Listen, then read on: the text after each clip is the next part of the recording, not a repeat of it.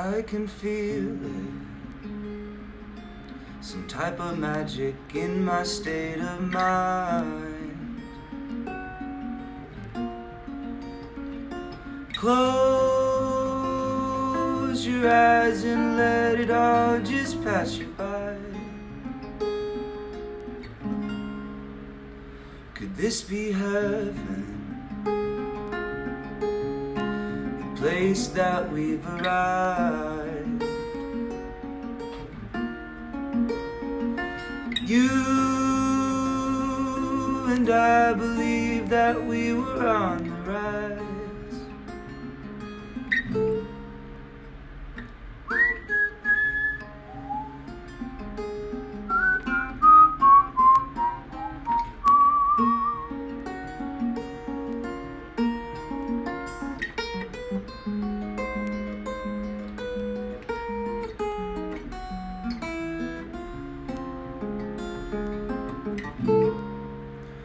Yeah, I've been wondering how time can hold still even when it flies.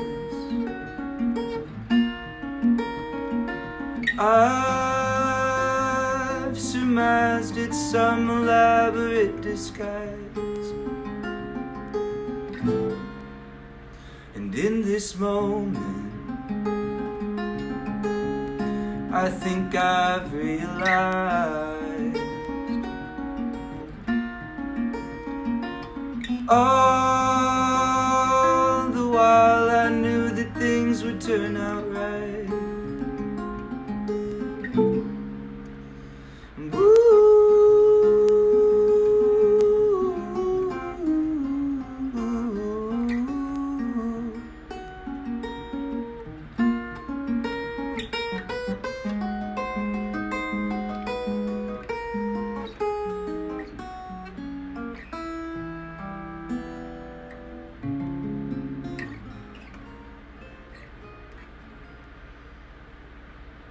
Folks, welcome inside the Parisi Palace here, 3773 East Broadway. This is a live Facebook edition of the Jake Feinberg Show. And we can't thank you for making us part of your day today. And Cosmic Dwellers reigned supreme again as I ran into this cat at a local record store yesterday. We started talking about Blake Mills' performance at Neil Casal's celebratory concert in Los Angeles. And this cat was like, Blake Mills, man, I'm obsessed with that guy. So we started talking, and turns out he himself is an incredible musician, on the younger side of things, which is always, I'm always looking to connect with my peer group and people younger than me. Grant Bloom, welcome to the Jake Feinberg Show. Happy to be here.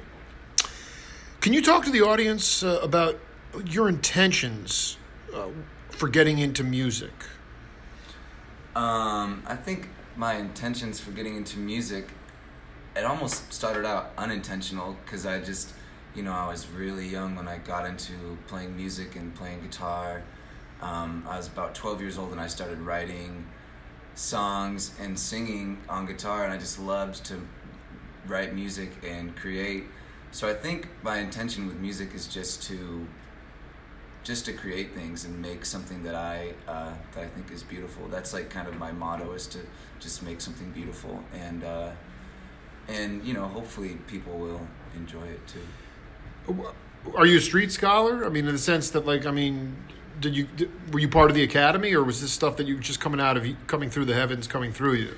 It is mostly just through the heavens. I didn't have a lot of I didn't really ever go to music school. I just would write tons of songs, especially when I first started. I would write every week. I would write songs every single day, just in my room when I was 13, 14. I just loved to do it, and I got I started recording in GarageBand shortly after that too, and so I just love to make music and create, and it's just grown, and I've learned more about it through the years, and I'm still doing it today because I love it. Let me ask you though, songs with lyrics. Yeah. Is that right? So I mean, Cass McCombs is a great singer-songwriter. I think we were talking about him yesterday. He doesn't really listen to a lot of songs with lyrics because he doesn't want to be influenced at all. Can you talk? If you have that many lyrics in your head and melodies, do you tend to not to listen to music with lyrics and only improvisational music, so you don't want to get influenced? No, I'm open to being influenced. I do. I like to be influenced. I think that and I try actually to not be too afraid of people get really bent out of shape sometimes about if something feels like derivative or God forbid like a quote unquote rip off or something, but not that I obviously nobody's trying to rip anybody off, but I like to let influences come in, and I like to be influenced by as many things as I can and see what can come out in the music, like kind of what you can get away with and make something, because that to me that's when something exciting happens, when you've got different influences coming together in a way that works and that's like that just sounds good and makes you feel good, and just something that if it gives you like that feeling that it's also got like a freshness to it, that's stuff that makes me really excited to hear. You give an example? I think of the Blake Mills stuff that we talked about. He's got, it's kind of like, yeah. Why don't you break that down? I'm not familiar with his studio stuff, but what's inspiring about that? It's just cool because he's got songs that have like really prominent like synthesizer lines in them. It's also very like guitar driven sometimes, and he's got but and then the whole like you've got influences from rock, and he's got these lyrics that are just really really free and interesting, and like, but they're not trying too hard. Like he's got this way of writing the lyrics that's like it feels like he's just talking to you, that it's not like it's so far from, it's like the opposite of contrived, it's just very loose and natural, and then all the while, and like there's this kind of stream of like a little bit of Americana and folk running through it all that gives it like a little bit of an edge of familiarity among all of the little reference points along the way. Yeah. And I think when someone can make that alchemy happen in their music, like to me that's what's really exciting. I'm also thinking about an album have you ever heard of a band called Villagers? I don't know. They put out an album I think just last year, and it was the same thing. It just had all these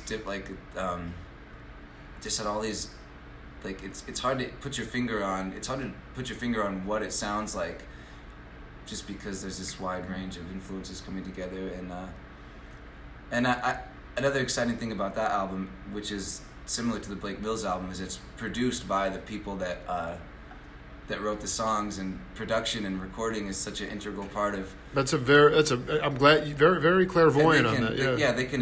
They express themselves not just in the songwriting and the lyrics and the construction of the chords and melodies, but they also have this whole other huge dimension of being in control and having understanding of how to record things and produce them and get a sound that feels right to them. And when people can wield like all those different aspects of the songwriting and like just like the traditional parts of songwriting and performing together with knowledge and ability to record things, like that's really exciting to me when people do that. People are tired of me asking you questions. They want to see you perform. Can you play another tune? Yeah, I think so. Let me get a drink of water. Yeah, sure. Talking to Grant Bloom here, live on Facebook. Very serendipitous stuff. Serendipity, I love that word. It's auspicious. You want to introduce this tune? Yeah. This tune, this is one that I wrote I wrote it last year, and it's funny to be singing it here in Tucson, because I wrote this song, it was probably maybe January in Boston, Massachusetts, and Brutal. it's cold, man. It's cold. No, the wind off the Charles River just rips you in the face, dude. I know that. Yeah, it'll make you. It'll either kill you or it'll make you stronger. Yeah, right. But, I'm not sure which side I'm on yet, but you'll be all right. This song is so. The first line of this song, it says, "I wish it was Sunday in the middle of July," because sometimes the winter can get you feeling a little depressed, and so it's just kind of it's. I think of it as kind of a happy-go-lucky tune for myself. But I feel like in Tucson, I'm sure everybody thinks of a Sunday in the middle of July. Like, well, in Boston, that's the humidity blues there, but it's better than the wind. So. It's still pretty. It's funny because it is still pretty hot in July in Boston, but sometimes the words just feel good when you. Think and it's not 110. Yeah, it's not 110. So. Kick it. All right. I wish it was Sunday in the middle of July,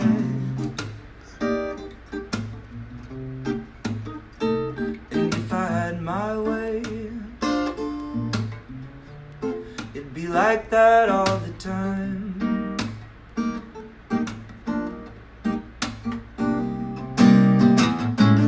Wait up, where you think you're going? Seems like every time I turn around, I see the sun is going down. I can't get enough. My feelings get to showing. 'Cause I got so much that I wanna do, and now I think I'm losing you.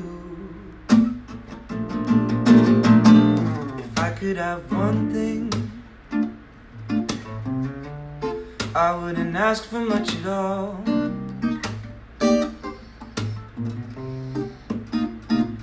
I'm feeling lonely, I could just give you a call.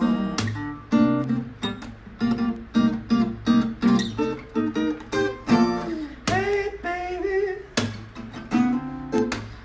what you think you're doing? You see I ain't got nothing going on and figured that you'd be at home. I can hear you smiling, like we got nothing hiding. Yeah, like I see something that you see when I see you and you see me. But I look and I find a little piece of my mind, sipping coffee in the shade. Feel like time is wasted, all we felt and tasted. Nothing broken, nothing made. Woo.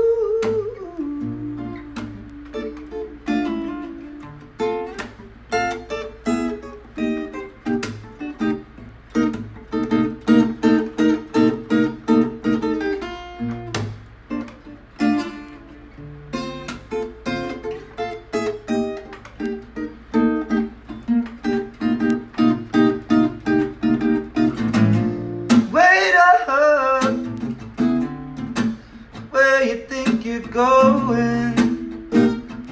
Seems like every time I turn around, I see the sun is going down. I can't get enough.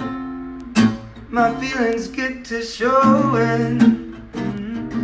So I got so much that I wanna do, and now I think I'm losing you. But I still know a thing or two about the things I'm going through, and there's no better remedy than something in my memory.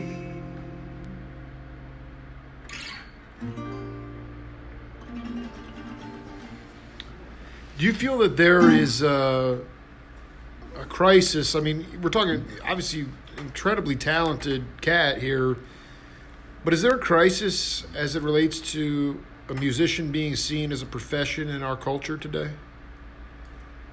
You know what I'm trying to say? I mean, like for you back in the 70s, you'd be playing pizza parlor gigs, you'd be making enough for rent in 1 week, and then be able to get ahead. Obviously, this stuff was coming out of you from the heavens early on in your life, so you have a huge bag of tunes. Can you riff on the idea, talk to your fellow peers out there, especially people that might be more well endowed about. I just feel like if people really want to develop enclaves of authentic music, they're going to have to pay. They're going to have to pony up. They're going to have to. People are going to, with deeper pockets, are going to have to create that stuff. I'm just curious about how you feel about a musician as a profession in Western culture. Yeah, it's. I mean, I don't know what it's unfortunate that like where we're at in society, like as a culture right now, is it's really hard to get by as a musician, and it's like you have to break through this like these very high ceilings of recognition and access to audiences and spaces to where you can actually tour and make money. I was talking to a friend of mine, and he's in a band that just did a national tour, and they played for 6 weeks, and they played sold out rooms every night, like on the small right. tour. They weren't the headliner, but sure. but they were a support act, and they played, but like they and they all like, but they all have to come back and work day jobs the whole time, and they make some money on tour, but they are not making enough to pay the bills. What's amazing, what I want to be clear about is that what you're talking about, packed rooms, the impression from the audience is, that people are doing great. Yeah, they must be making dough. They're not. Yeah. Where's and what's that about?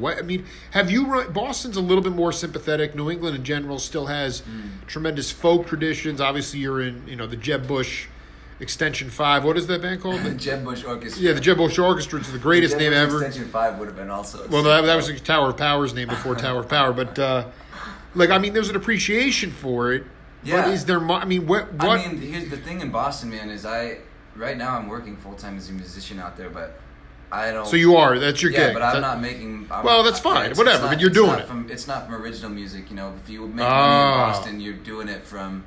You're playing a wedding, or you're playing at a bar, and you're doing covers and stuff for 3 hours, and you keep it upbeat and not too loud. It's like that's how you make. I see. That is such. My buddy Butch Diggs, dear sponsor of my program, amazing dentist and tenor sax player. He'll get hired for gigs with just make sure you play quietly in the corner.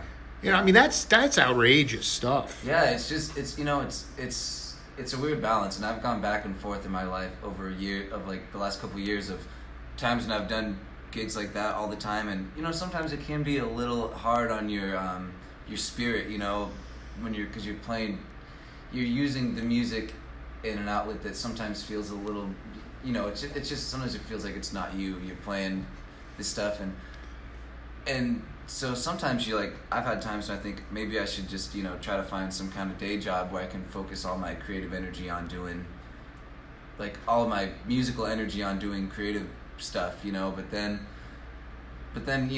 nothing's quite as fun as playing music too, so then you go back to doing the wedding gigs and stuff, and it's like... Mexican weddings and things, yeah. Yeah, for me it's... But that's always been timed. I guess what I'm getting at is also there is no studio scene. There's no the opportunity for Randy Brecker and Dave Liebman and all these monster cats.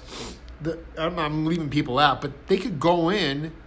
Radio Registry would call them. They'd have maybe 15 gigs a week in the studio, so they were making so much money. They could go out and play live for free. So I want you to talk. I guess here's the point: they could really relax and worry about and just always focus on their art. Yeah. Do you, even through the midst of it, even though you're scuffling for everything you can, you are a full-time musician, do you feel like you are getting ahead? Oh. Not money-wise. I'm talking about just evolution as a performer, or is your spirit conflicted and sort of harboring, holding you back to a degree? No, I think playing anytime is I feel like I'm learning in a lot of these situations, and when you're playing, and there is growth there, and there's so I do feel like I'm not getting ahead monetarily, that's for sure, but I'm learning things, and I'm get if you play, and sometimes it's all about your attitude, you gotta, because it's hard, it can be a little hard playing to just to keep the right attitude, but I try to have the attitude, if you play a wedding or something, it's a great opportunity to learn about working a crowd, and interacting with people, and then when you're like say maybe you're doing a cover gig and there's a song that's harder for you to sing, and you work on that one until it gets easier, and so you can try to grow as a performer that way. So I try to find those opportunities in it to grow and get ahead. Is gratitude the attitude? Always, man. Always. Yeah, I think it gets lost. I mean, I remember interviewing Steve Gadd, and he was talking about he did lose everything almost to drug addiction, and he had to leave the music industry for a long time, and he came back. He learned about the higher power of spirituality in rehab, which was essentially gratitude. The idea that when he's on the drum kit behind James Taylor or Paul Simon or Eric Clapton, whoever it is, if he's fussing and fighting about how the monitor sound is on stage, well, then it's out the window. He's gone. Yeah. Right? But, at the end of the day, if he's up there saying, I'm part of something that is pretty darn cool, the gratitude part of it, being part of a team, not worrying so much about what you don't have, but being appreciative of what you do have. I think that's the key. Yeah. I mean, that's the key to living in any situation, I would say. But very easier. It takes a lot of work. Definitely. It seems like you have that. Yeah, I mean, and I fail at it all the time. Oh, absolutely. All the time I'm complaining. Imperfection is perfection. I mean, this is the way it is. Yeah. It's just been so serendipitous and cosmic to connect with you, man. And why don't you just finish out this set here with a tune? Whatever you want, man. Yeah.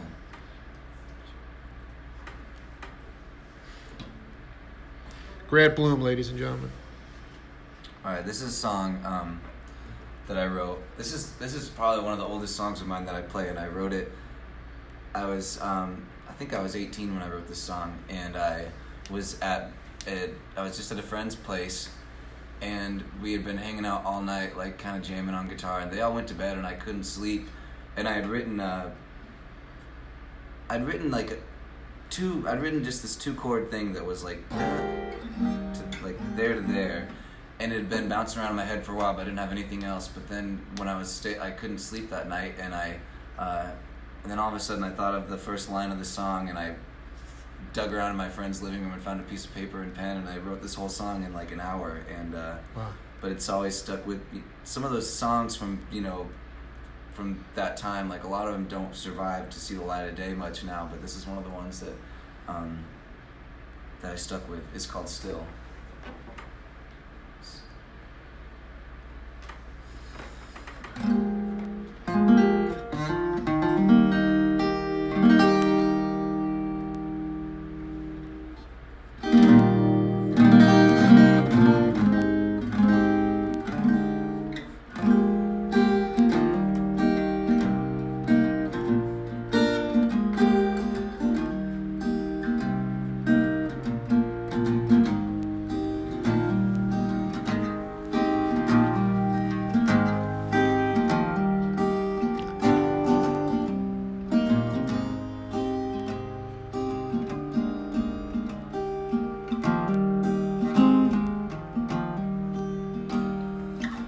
I got a boat, but I'm not a sailor. I will and I won't. The oddest behavior, I have places to go, but nowhere to start. I feel so alone in my head, and my heart don't know how, but I'm still trying to figure it out. And yeah, I still wear my father's jacket, though I messed it up. My bad decisions, if he was here today, I don't know what he'd say. Wish he could help me in finding my way where I'm found, but I'm still trying to figure it out.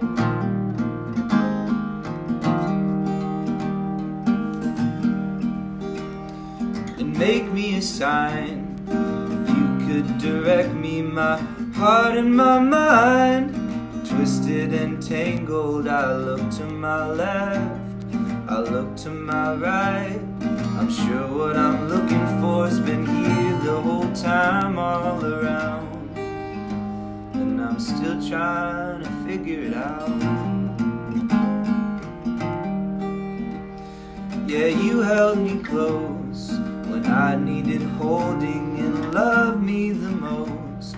Though I deserve nothing and I'm pretty sure I got snot on your shirt. But you never care, you just hold me right there on the ground. While I'm still trying to figure it out. Yeah, I'm getting there, but I'm far from well in this world wedged between heaven and hell. But I still will go out, call up my friends, 'cause we're here right now and we're far from the end where we're bound. Yeah, I'm still trying to figure it out.